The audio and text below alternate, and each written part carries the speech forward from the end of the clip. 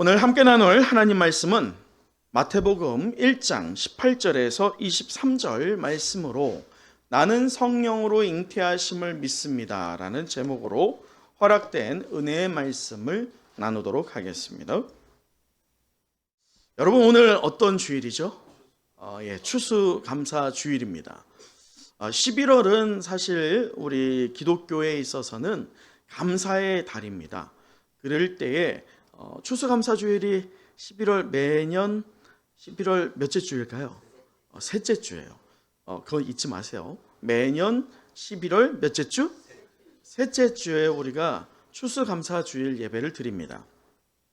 그럴 때 이 앞에 보시는 바처럼 우리가 한 해를 감사하며 열매들을 하나님께 드리는 시간을 갖는 것이 우리가 보편적으로 생각하는 어떤 날이에요? 추수감사절입니다. 그런데 이 추수감사절 때 그래서 보편적으로는 어떤 설교를 하는 게 맞습니까? 우리가 한 해를 돌아보면서 무엇을 하자? 감사하자 라고 하는 그런 보편적인 설교를 하는 것이 마땅하지만 우리가 현재 사도신경을 통해서 우리의 신앙이 그냥 어떤 시간의 흐름에서 쌓여지는 것이 아니라 만들어 가시는 것. 누가요?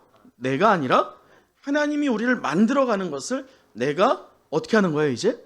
믿습니다 라고 고백하는 그러한 시간으로 우리가 사도신경을 보고 있는 중입니다.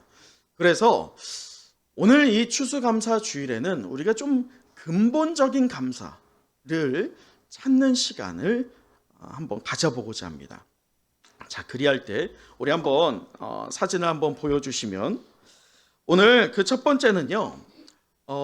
우리가 이전에 그 두 번의 문장을 살펴본 바가 있어요. 위에 거는 우리가 구버전인데 한번 같이 읽어볼까요? 자, 시작. 전능하사 천지를 만드신 하나님 아버지를 내가 믿사오며 그 외아들 우리 주 예수 그리스도를 믿사오니. 자, 이것을 우리가 지난 3주에 걸쳐서 살펴본 바가 있지만 나는 믿습니다 라고 하는 세 번역으로 우리가 나는 믿습니다에서 무엇으로 확장되는 것이었어요? 우리는 믿습니다 라고 확장하면서 이 고백이 과연 무엇을 의미하는지를 성경 가운데서 그 해답을 찾아보고 진실된 믿음의 고백으로 우리가 고백하기를 결단한 바가 있습니다. 맞습니까?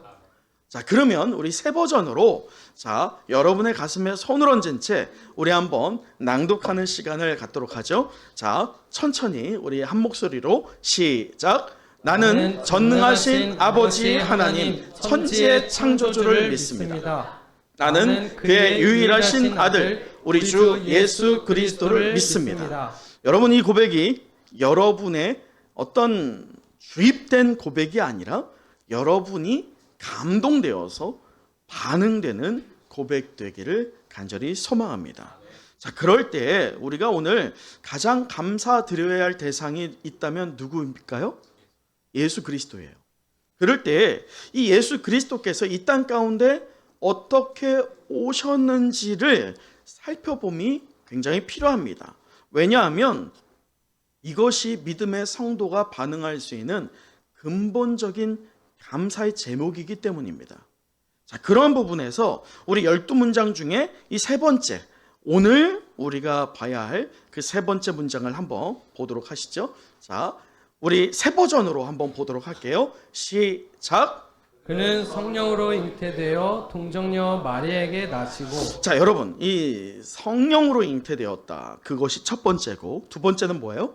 동정녀 마리아에게서 났다라고 하는 이 고백을 우리를 통해서 사도신경은 하게끔 하고 있어요. 이것이 사실 굉장히 중요하기 때문입니다. 왜냐? 여러분, 성령으로 잉태된다. 이것도 우리는 납득하기 어렵지만 또 납득하기 더 어려운 게 뭐예요? 동정녀 마리아에게서 났다는 것입니다.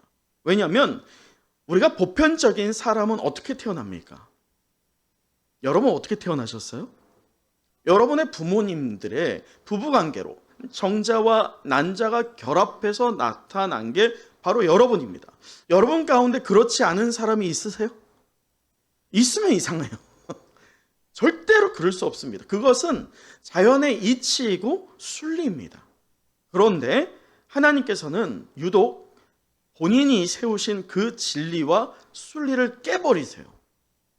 그리고 절대로 있을 수 없는 방법으로 이 땅에 오셨다는 것입니다. 그래서 오늘 이 세 번째 문장이요, 우리에게는 신비로 작용합니다. 신비로 작용한다는 것은 반대로 표현하면 그만큼 이것을 믿기 어렵다는 거예요. 그만큼 이 센텐스, 세 번째 문장 자체가 논쟁의 소지가 많다는 것입니다. 그런데 또 한편으로는 이 세 번째 문장을 내가 믿습니다라고 고백하는 그 순간에 우리의 그 한계를 뛰어넘는 신앙이, 감사가 우리에게서 근본적인 그 감사가 회복되게 될 줄 믿습니다. 자, 그런 부분에서 이 세 번째 문장, 그는 성령으로 잉태되어 동정녀 마리에게서 나시고 라고 하는 이 문장을 볼 때 두 가지의 의문이 생깁니다. 몇 가지요? 두 가지의 의문. 어떤 의문일 것 같아요? 첫 번째는 바로 이거예요.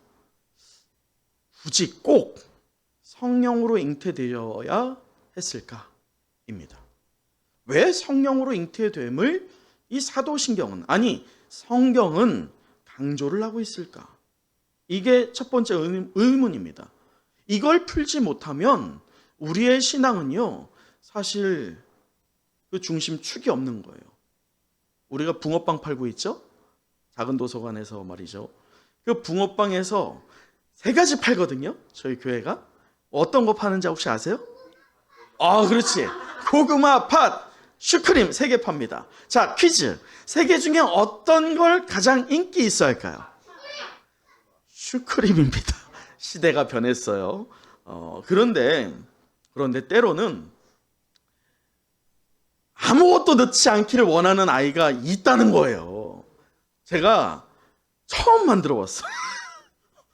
당황해서 물어봐서, 너 정말 아무것도 넣지 않기를 원하니?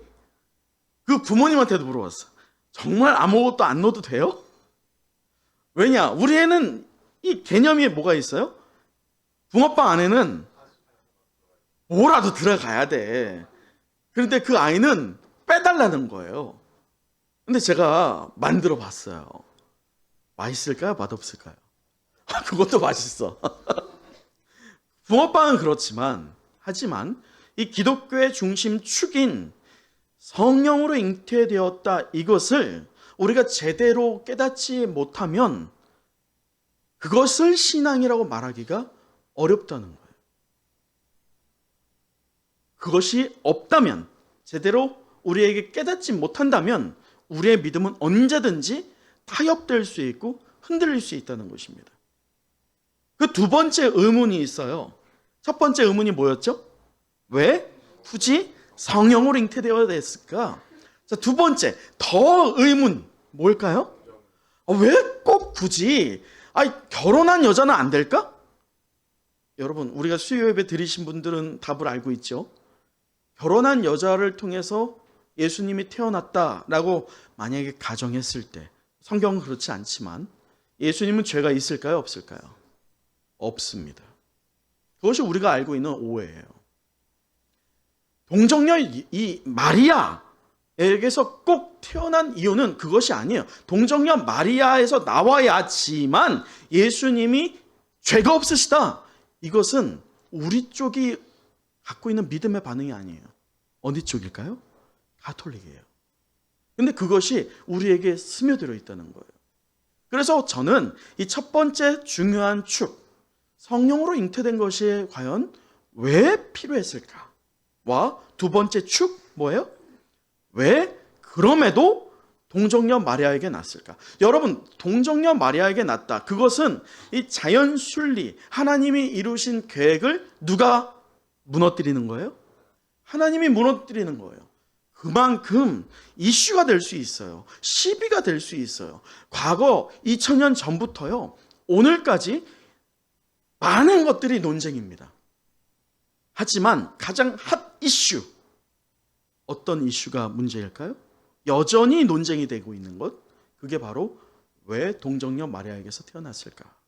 이 부분입니다. 그래서 그 두 부분의 해답을 오늘 본문을 통해서 저희는 찾아보면서, 그리고 그 안에서 그렇구나, 이것 때문에 우리가 근본적인 감사가 바로 이것이구나, 그 해답을 찾는 귀한 시간 가져보기를 소망합니다. 자, 그럴 때 오늘 우리 본문을 한번 같이 살펴보도록 하시죠. 오늘 본문에 우리 18절 보면, 이 18절에서는 반드시 성령으로 잉태되어야 되는 그 이유를 분명히 고백하고 있어요. 기록하고 있어요. 우리 18절 함께 읽어보도록 하겠습니다. 시작. 예수 그리스도의 나심은 이러하니라. 그의 어머니 마리아가 요셉과 약혼하고 동거하기 전에 성령으로 잉태된 것이 나타났더니. 여러분, 이것은 부정할 수 없어요. 성령으로 잉태되었다라고 말하고 있기 때문입니다. 그러면서 이 앞에 화면을 보시는 것처럼 이 말씀이 누가복음에서도 또 기록을 합니다. 자, 누가복음 말씀에서 보면 1장 35절. 죄송해요. 1장 35절 우리가 한번 찾아보도록 하죠. 누가복음 한번 보도록 할까요? 사실 성령으로 잉태되는 가정은 성경에서 많은 부분 기록되어 있지만 가장 중요한 두 개에서 기록이 부각됩니다. 그것은 오늘 본문인 마태복음과 하나 또 되는 것은 누가복음인데, 우리 누가복음 1장을 보면 이 성령이 어떤 것인지에 대해서, 왜 성령이 개입하는지에 대해서 밝히고 있어요. 그래서 1장 35절 우리 함께 읽어보도록 하죠. 자, 누가복음 1장 35절입니다. 시작. 천사가 대답하여 이르되 성령이 내게 임하시고 지극히 높으신 이의 능력이 너를 덮으시리니 이러므로 나실 바 거룩한 이는 하나님의 아들이라 일컬어지리라. 자, 여러분, 이 말씀에서 볼 때 잘 보세요. 이 35절이 너무 중요해요.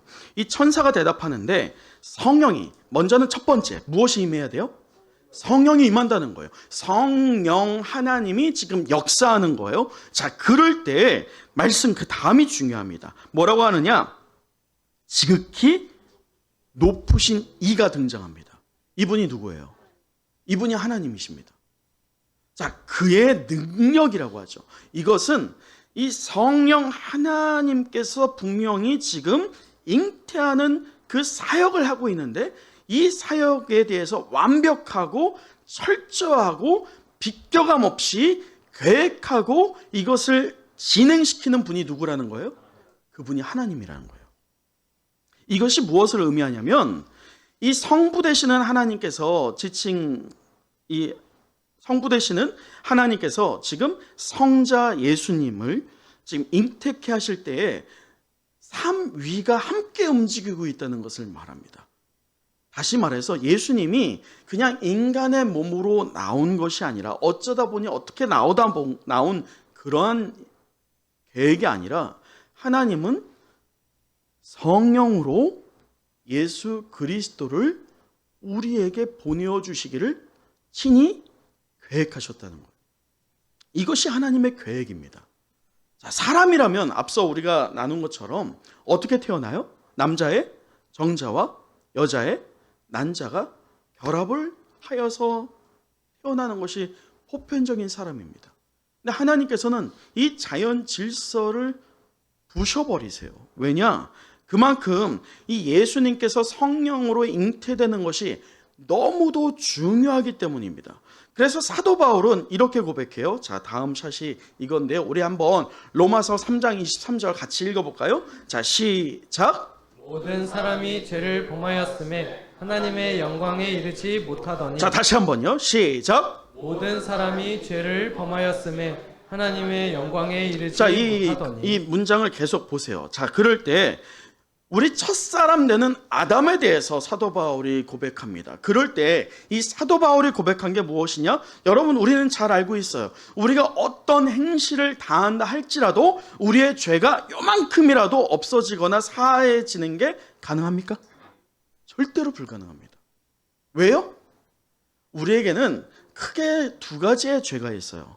내가 날마다 짓는 자범죄가 있어요. 이것들에 대해서 우리는 회개를 합니다. 그러나 회개를 한다 할지라도 절대로 없어질 수 없는 그 죄가 우리에게 마치 이 DNA처럼 심겨져 있어요. 그것이 어떤 죄예요? 그게 바로 원죄입니다. 그 첫사람 아담으로부터 온 죄예요. 사도 바울은 이것을 우리에게 깨닫게 하기를 뭐냐? 모든 사람이 어떤 죄를 범한 거예요? 원죄가 우리에게 있다는 거예요. 그런데 이 원죄를 해결하기 위해서는 한 가지의 방법밖에 없다는 거예요. 사람으로서, 곧 남자와 여자 사이에서 나온 사람이 구원자가 될 때, 여기에서 우리는 이단이 왜 이단인지를 분명히 깨닫게 됩니다. 왜 성령으로 잉태한 것이 왜 중요한지를 우리는 각인하게 됩니다. 여러분, 이단들의 논지가 뭐예요? 이단들이 왜 이단이라고 해요? 예수 그리스도가 과거에 왔지만 인정합니다. 인정 안 하지 않아요. 인정하지만 무엇을 얘기할까요? 이단 안 만나보셨죠? 여러분 준비 안 하면 그냥 한 방에 넘어집니다. 여러분 논쟁에서 여러분 이길 수 없어요. 이 분명한 진리를 알아야 됩니다. 이단들이 하는 논지는 거의 비등합니다. 과거 예수 그리스도가 왔지만 여러분 우리는 분명히 알고 있는 게 예수님이 사망과 이 사탄의 권세를 대하여서 어떻게 하셨어요? 어떻게 하셨어요? 어떻게 하셨어요? 왜 이렇게 망설이세요? 어떻게 하셨어요? 이기셨어요. 여러분, 그거 믿으십니까? 자, 믿으시면 그러면 여러분이 지금 사망과 그 사탄의 권세를 이기고 있어요? 못하고 있잖아요. 예수님이 이기셨으면 우리는 오늘 그 사망과 사탄의 권세를 어떻게 해야 돼요? 이겨야 돼요. 근데 우리는 날마다 싸우고 있고 때로는 패배하고 있단 말이에요. 이것을 보면서 이단들이 하는 논지가 뭐예요? 봐라, 예수 그리스도 과거에 그는 한계가 있어. 그런데 오늘 너를 완전케 할 수 있는 자가 누구다? 나다라고 얘기하는 게 대부분의 이단입니다. 그 부분에 대해서 우리는 분명히 해답을 제시할 수 있는 것은 사람, 곧 남자와 여자 사이에서 나온 사람이라고, 보편적인 이 자연 현상의 순리를 따른 사람이라고 할 때면 그 사람은 저와 여러분과 차이가 있습니까? 없습니까? 무엇에 있어서 차이가 없어요? 원죄에서 자유할 수 없어요. 그렇기 때문에 하나님은 성령으로 잉태될 수밖에 없었던 거예요. 인간의 몸으로, 참 인간으로 오셨지만 무엇이 없어야 됐던 겁니까? 죄가 없으셔야 됐어요. 그래서 이 가톨릭이 얘기하고 있는 그 마리아에게서 나와야지만 거룩한 것이 아니라 사실은 누가 되었든지 간에 예수 그리스도는 태어났을 때 무엇이 없어요? 죄가 없는 거예요. 여러분, 이것은 우리에게 굉장한 중요한 그 신앙의 질서를 이야기합니다. 그 다음 샷을 보면 이렇습니다. 자, 그 다음에 우리가 또 한번 읽어보도록 하죠. 시작. 하나님이 죄를 알지도 못하신 이를 우리를 대신하여 죄로 삼으신 것은 우리로 하여금 그 안에서 하나님의 의가 되게 하려 하심이라. 여러분 이거 잘 보세요. 죄를 알지도 못하신 이게 무슨 말이에요? 죄가 없으신 분, 그 예수 그리스도예요. 그를 우리를 대신해서 그가 죽으셨어야 돼요. 왜냐? 죄가 있는, 여러분 구약의 제사가 왜 한계가 있습니까? 분명히 구약의 제사 방법은요, 이 제사를 드리는 자가 제사물의 이마에 손을 얹고 기도합니다. 그러할 때에 죄 있는 나의 죄가 누구에게로 전이 되는 거예요? 이 제물에게로 전이 된다라고 믿습니다. 그럴 때 그 제물을 죽이는 거예요. 그게 구약의 제사입니다. 그러나 이 아담과 하와의 죄 이후에 과연 인류만 죄를 받았을까요? 죄의 대가를 치릅니까? 아닙니다. 창세기를 보면 모든 만물이 그 죄 아래 구속되어 버립니다. 그 얘기는 이 대속물 내는 제사물이 아무리 깨끗하다, 흠이 없다 할지라도 흠이 있는 거예요, 없는 거예요? 있는 거예요. 죄가 있는 거예요. 그렇기 때문에 내 죄를 이 제사물에게 옮긴다 할지라도 그 회개의 과정이 한계가 있다는 거예요. 그래서 매년 드리는 것이죠. 그런데 주님은 그것을 알기 때문에 이것을 끊어야 됐어요. 그래서 하나님이 친히 내려오셔야만 했던 겁니다. 하나님이 내려오셔서 이 대속물을 그 형상이 됐어야 돼요. 어떤 물체가 됐어야 됩니다. 왜냐하면 이 대속이라고 하는 것은 하나를 줄 때 하나를 받는 겁니다. 대가 지불이 분명히 있게 됩니다. 그리할 때 이 대가 지불은 내가 사람으로서 죄가 속량받을 때 무엇이 드려져야 되는 거예요? 사람 또는 물체가 드려져야 됩니다. 그런데 동물로 올 수는 없잖아요. 그래서 사람으로 오신 거예요. 이것을 우리가 믿는다라고 고백할 때 진정한 구원이 우리에게 허락된다는 것. 그것이 오늘 성령으로 잉태하심을 내가 믿습니다라고 반응해야 되는 오늘 우리의 감사 제목일 줄 믿습니다. 여러분, 그렇기 때문에 내가 예수님께서 분명히 하나님이심을 내가 믿는데 그 하나님이 누구 때문에 이 땅에 오신 거예요? 다른 이도 아니라 여러분 우리라고 말하지 마세요. 우리는 뒤에 말이고 누구 때문에? 여러분 가슴에 손을 얹고 고백해 보세요. 나 때문에 오셨습니다. 그것을 여러분이 고백할 때 비로소요 진정 구원이 여러분에게 역사하는 거예요. 그럴 때 그 구원의 감격 때문에 성도는 당연히 반응할 수 있어야 됩니다. 여러분 그 반응이 뭐예요? 하나님께 영광 돌리는 겁니다. 여러분 그럴 때 여러분이 드릴 수 있는 가장 최고와 가장 최선의 영광이 무엇이어야 될까요? 그게 바로 예배입니다. 우리가 드릴 수 있는 최선은요, 여러분이 이렇게 과일을 준비한 거 너무 귀하지만 이거 아닙니다. 여러분이 기도 제목을 내서 헌금을 드리지만 그것도 아닙니다. 하나님은 그것이 중요하지 않으세요. 그것은 여러분이 구원의 감격에서 나오는 반응들이에요. 그것을 드렸다고 해서 여러분에게 감사가 나오거나 또는 그 구원에 여러분이 대가를 지불했다라고 말할 수 없다는 것이에요. 여러분이 분명히 이 자리 가운데 할 수 있는 것은 하나님 나를 구원하시기 위해서 우리 주님을 이 땅 가운데 보내신 것, 곧 하나님이 인간의 몸으로 가장 낮은 자리로 나를 위해서 오셨다는 그 사실을 내가 믿습니다 라고 고백하는 것이 바로 오늘 이 예배여야 할 줄 믿습니다. 그래서 이 예배는 한 번 드리고 마는 그런 예배가 아니에요. 오늘 드리는 이 예배는 우리의 인생의 마지막 순간이 될 수 있는 예배처럼 드려져야 됩니다. 여러분 드려지는 이 예배가요 그냥 한 번 드리고 끝나는 예배가 아니라는 거예요. 어쩌다 드리는 그런 예배가 아니라 오늘 내가 드리는 예배의 순간이 내 삶의 마지막인 것처럼 내가 최선을 다해서 하나님께 영광을 올려드립니다라고 하는 이 예배가 되어야 할 줄 믿습니다. 그것이 바로 근본적으로 우리가 반응해야 할 무엇이에요? 감사예요.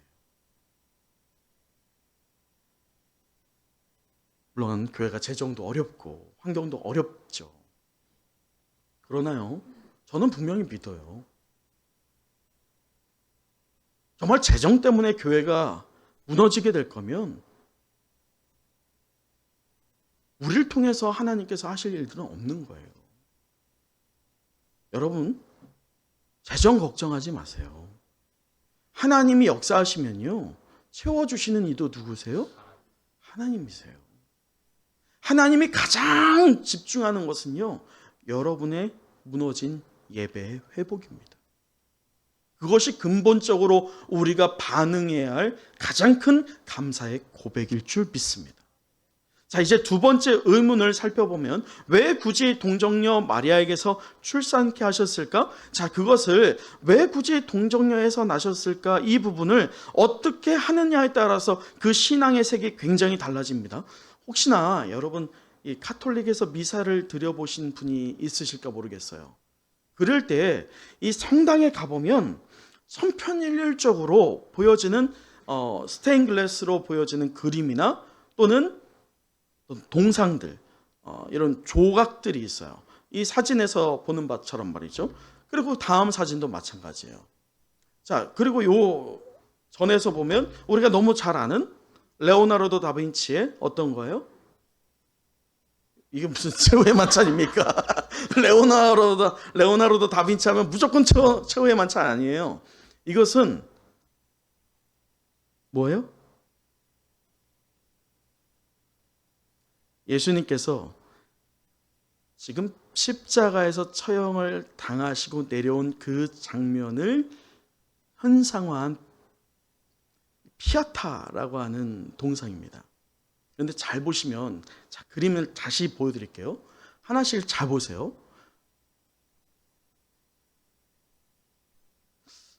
뭔가 동일하게 보여지는 공통점이 있지 않으세요? 다시 지금 성모 마리아가 항상 예수님보다 큽니다. 성인일지라도 예수님은 약해요. 이것이 무엇을 의미하냐면 앞서 우리가 얘기한 것처럼 우리가 만약에 성모 마리아가 우리는 성모 마리아라는 말을 안 씁니다. 마리아가 동정녀가 아니다라고 할 때에 만약에 우리가 그렇게 가정을 했을 때에도 예수님은 죄가 없는 게 마땅하다는 거예요. 근데 그게 아니다. 죄가 있으시다고 하는 것은 누가 돋보이는 말이에요? 성모 마리아가 돋보이는 말이에요. 그래서 성모라는 말을 카톨릭이 쓰는 것이죠. 자, 여기에서 중요한 것은 바로 이거예요. 성경이 이 동정녀 마리아에게서, 이 이슈잖아요. 이 동정녀 마리아에게서 낳다, 굳이 그 방법을 쓰지 않았으면 이렇게 헷갈리지 않아요. 오해할 만한 일이 일어나지 않습니다. 그럼에도 왜 하나님은 동정녀 마리아에게서 잉태케 하셨을까요? 그것은 첫째로는 오늘 말씀, 본문에 다시 돌아와서 마태복음 1장에 23절을 이루시기 위함입니다. 우리 23절 함께 읽어보도록 하죠. 시작. 보라, 처녀가 잉태하여 아들을 낳을 것이요 그의 이름은 임마누엘이라 하리라 하셨으니 이를 번역한즉 하나님이 우리와 함께 계시다 함이라. 여러분, 이 말씀은 구약의 이사야 7장 14절에서 이사야가 700년 전에 예언한 말씀을 다시금 기록하는 것입니다. 다시 말해 700년 전에 고백이 되었던 예언을 이루시는 것을 보여주기 위해서 하나님은 동정녀를 사용하신 거예요. 다른 이유가 없다는 거예요. 그리고 두 번째는요, 우리 누가복음 37장을 보면 이래요. 누가복음 37장 앞을 보고 한번 같이 읽어볼까요? 자, 시작. 대저 하나님의 모든 말씀을 능하지 못하심이 없느니라. 여러분, 이것은 두 번째로 뭐냐면 동정녀 마리아를 통해서 났다. 이것은 하나님이 스스로 그 자연현상과 흐름을 부신 거예요. 그런 만큼 이것이 기적이라는 거예요. 이 자연 순리가 아니라는 것이죠. 근데 그 기적을 이루시는 분이 누구라는 것을 보여주는 거예요? 하나님이심을 보여주는 거예요. 바로 이 두 가지 이유 때문에 죄송합니다. 동정녀 마리아를 통해서 예수님이 오신 것이죠. 여러분, 그런 부분에서 볼 때 하나님이 보내신 그 아들 예수 그리스도께서 인간의 몸으로 마리아를 통해서 오셨다. 이것은 하나님의 사랑의 어떤 표현이에요? 최고의 표현이에요. 하나님이 표현할 수 있는 최고의 표현이 마리아의 몸에서 인간의 몸으로 태어나게 하신 거예요. 여러분, 마리아는 죄가 있을까요, 없을까요? 죄 있어요. 마리아가 죄가 없는 게 아닙니다. 성모가 될 수 없어요. 소위 마리아의 몸을 빌어서 나오신 것이지 마리아의 어떤 부분이 선해서 나온 것은 아니지요. 그러나 분명한 것은 마리아가 그것을 무엇으로 받았어요? 믿음으로 받았다는 것이 그의 칭찬의 제목은 맞습니다. 그러나 그것 때문에 그가 죄가 없다라고는 말할 수 없다는 거예요. 여러분, 하나님이 최고의 사랑으로 우리에게 예수 그리스도를 보내어 주셨을 줄 믿습니다. 인간의 몸으로. 생각해 보세요. 신이 참 하나님 되시는 그 예수님이 인간의 몸으로 온다? 그만큼 자존심 상할 일이 어디 있겠어요? 여러분이, 우리는 윤회를 믿지 않습니다. 다시 뭔가 태어난다? 그런 건 없어요. 우린 죽으면 천국 아니면 지옥에 갑니다. 중간은 없어요. 가톨릭이 말하고 있는 그런 연옥은 존재하지 않습니다. 성경은 우린 죽으면 하나님 나라 아니면 지옥에 가는 것뿐입니다. 그리할 때 분명한 것, 예수 그리스도께서 동정녀 마리아에게서 출생하신 것, 곧 하나님의 그 사랑을, 절정을 보여주신 그 징표를 내가 믿습니다라고 고백할 때 하나님의 아들 되시는 그 권세가 이제 하나님의 아들을 믿는 저와 여러분에게 허락되는 거예요. 그래서 진노의 자녀였던 저와 여러분이 하나님의 아들 되시는 예수 그리스도가 동정녀 마리아 몸에서 나오심을 믿게 될 때 우리의 신분이 변화됩니다. 믿는 순간 어떻게 해요? 진노의 자녀에서 하나님의 양자됨을 얻게 되는 거예요. 그것이 바로 우리가 반응해야 할 가장 큰 감사이죠. 여러분, 말씀을 마치겠습니다. 오늘 우리는 이 추수감사주의를 맞아 보다 근본적인 감사를 찾아보고 또 그 감사를 고백하는 시간을 갖고 있습니다. 그러면서 나는 성령으로 잉태하심을 믿습니다 라고 하는 제목으로 은혜의 말씀을 나눴어요. 우리 마지막 23절 다시 한번 읽어보도록 하겠습니다.